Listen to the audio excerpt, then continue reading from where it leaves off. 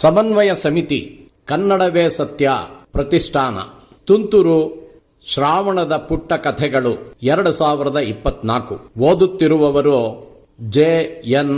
Jagannath. Video ಸಂಸ್ಕರಣ ಶ್ರೀ ಗುರುಪ್ರಸಾದ್ ಹಾಲ್ಕುರಿಕೆ.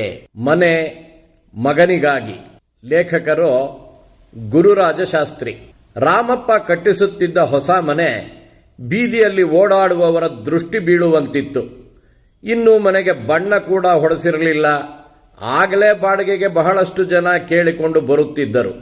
ಇಲ್ಲ ಸ್ವಾಮಿ, ನನ್ನ ಮಗ ಅಮೆರಿಕಾದಿಂದ ಬೆಂಗಳೂರಿಗೆ ಮುಂದಿನ ವರ್ಷ ವಾಪಸ್ ಬರ್ತಾನೆ, ಅವನಿಗಾಗಿ ಕಟ್ಟಿರುವುದು ಈ ಮನೆ. ಅವನು, ಅವನ ಹೆಂಡತಿ ಮತ್ತು 2 ಮಕ್ಕಳಿಗೆ ಇದು ಸರಿ ಹೋಗುತ್ತೆ. ಮಕ್ಕಳು ಚಿಕ್ಕವರಿದ್ದಾಗಲೇ ಭಾರತಕ್ಕೆ ಬಂದು ಬಿಡಬೇಕು ಎಂಬುದು ಅವನ ಆಸೆ ಎಂದು ಉತ್ತರಿಸುತ್ತಿದ್ದರು. ಪ್ರತಿದಿನ ಸಂಜೆ ಮನೆ ಯಾವ ಹಂತಕ್ಕೆ ಬಂದಿದೆ ಎಂದು ಒಂದು ವರದಿ ಬರೆದು ವರದಿಯ ಜೊತೆಗೆ 1-2 ಫೋಟೋ ಮಗನಿಗೆ ಕಳಿಸಿದರೆ ಮಾತ್ರ ರಾಮಪ್ಪನವರಿಗೆ ರಾತ್ರಿ ಆರಾಮವಾದರ ನಿದ್ರೆ ಬರುತ್ತಿತ್ತು. ಮನೆಯ ಹಿಂದುಗಡೆ ಒಂದು ಸಣ್ಣ ಮನೆ ಕಟ್ಟಿ ರಾಮಪ್ಪ ಮತ್ತು ಸುಭದ್ರಮ್ಮ ತಾವು ಅಲ್ಲೇ ವಾಸಿಸುವುದೆಂದು ನಿರ್ಧರಿಸಿದ್ದರು. ವಯಸ್ಸಾದ ಮೇಲೆ ಮನೆ ಚಿಕ್ಕದಿದ್ದರೆ ಒಳ್ಳೆಯದು ಎಂಬುದು ಅವರಿಬ್ಬರ ಅನಿಸಿಕೆ. ಮನೆ ಪೂರ್ತಿ ಕಟ್ಟಿಸಿ ಮುಗಿದು 2 ತಿಂಗಳಾಗಿತ್ತು. ಅದೊಂದು ದಿನ ಮಗನೊಂದಿಗೆ ರಾಮಪ್ಪ ಫೋನಿನಲ್ಲಿ ಮಾತನಾಡುತ್ತಾ ಇದ್ದ. ಅಪ್ಪ, ನಾನು ಅಮೆರಿಕಾದಲ್ಲಿ ಒಂದು ಮನೆ ಕೊಂಡುಕೊಂಡೆ ಎಂದು ತಿಳಿಸಿದ.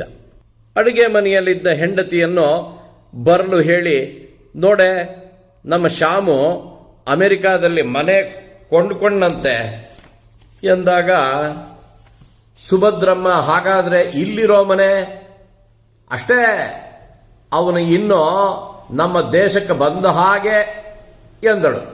ಶ್ಯಾಮ, ನೀನೇ ನಿಮ್ಮಮ್ಮನಿಗೆ ಹೇಳೋ, ಅಲ್ಲಿ ಮನೆ ಕೊಂಡುಕೊಳ್ಳುವುದಕ್ಕೂ ಭಾರತಕ್ಕೆ ವಾಪಸ್ ಬರೋದಕ್ಕೂ ಯಾವುದೇ ಸಂಬಂಧ ಇಲ್ಲ ಅಂತ ಎಂದಾಗ, ಇಲ್ಲ ಅಪ್ಪ, ಮನೇನ ಸಾಲ ಮಾಡಿಕೊಂಡಿದ್ದೇನೆ, ಕನಿಷ್ಠ 10 ವರ್ಷನಾದರೂ ನಾನಿಲ್ಲಿ ಕೆಲಸ ಮಾಡಬೇಕು ಎಂದು ಮಗನಿಂದ ಉತ್ತರ ಬಂತು.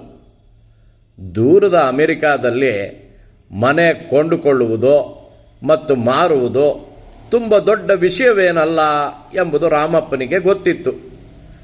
ರಾಮಪ್ಪ ಮನದಲ್ಲಿ ನೊಂದಿದ್ದರೂ ಹೆಚ್ಚೇನು ಹೇಳಲಾಗದೆ, ಸರಿ, ಹೊಸ ಮನೆಗೆ ಗೃಹ ಪ್ರವೇಶ ಮಾಡಿ ಹೋದ್ರಿ ತಾನೆ, ಅಲ್ಲಿ ಪುರೋಹಿತರು ಸಿಕ್ಕಿದ್ರಾ ಎಂದು ಕೇಳಿದರು. ಇಲ್ಲ ಅಪ್ಪ, ನನ್ನ ಹೆಂಡತಿಯ ಅಪ್ಪನೇ ಪುರೋಹಿತರಲ್ವಾ, ಅವರದೇ ಸಹಾಯ ತಗೊಂಡೆ ಎಂದ ಮಗ. ಗೃಹ ಪ್ರವೇಶನೂ ಇಲ್ಲಿಂದಲೇ ಆನ್ಲೈನ್ನಲ್ಲಿ ಮಾಡಿಸಿದ್ರ, ಏನು ಕಾಲ ಬಂತಪ್ಪ ಎಂದರು ರಾಮಪ್ಪ. ಇಲ್ಲ ಅಪ್ಪ, ಅತ್ತೆ ಮಾವನ್ನ ಇಲ್ಲಿಗೆ ಕರೆಸಿದ್ವಿ, ಶುಭ ಕಾರ್ಯ ನಡೆಯುವಾಗ ಯಾರಾದರೂ ಹಿರಿಯರು ಇರಬೇಕಲ್ವಾ ಅಪ್ಪ ಎಂದ ಮಗ. ನಮಸ್ಕಾರಗಳು.